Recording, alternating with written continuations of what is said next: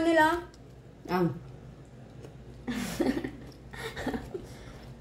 May kausap ako.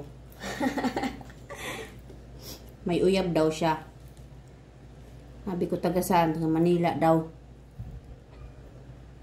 Lulukuhin ka lang yan. Paano kayo nagkakilala? Online daw. Lulukuhin lang siya nun. Ang daming mga manlulukuhin, kahit kapitbahay nanluluko eh. Di ba mga kasangkay? Wala nang pagkakatiwalaan ngayong uyab. Talaga, promise. Di mapuntanan. Di mapuntanan. Tapos? Pero sabi ko sa kausap ko, lukuhin ka lang yan.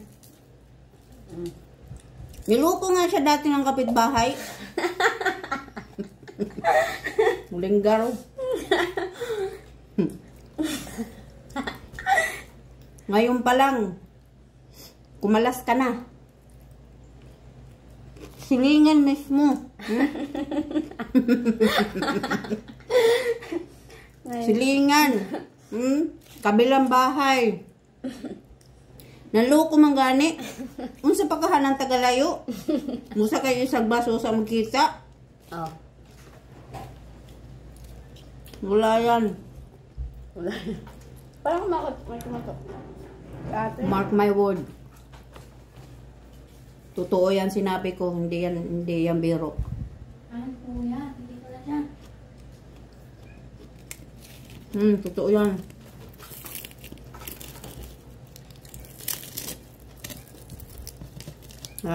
Sabihin mo sa kanya. Ano?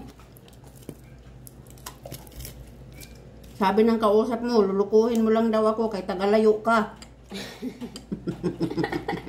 Wow.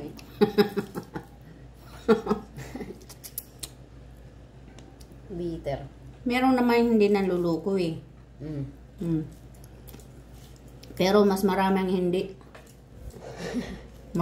Mas marami ang hindi mapagkakatiwalaan.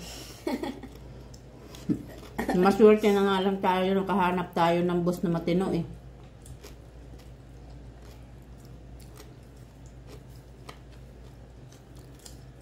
Kahit taga ibang ano siya, planeta, buutan lagi hapon.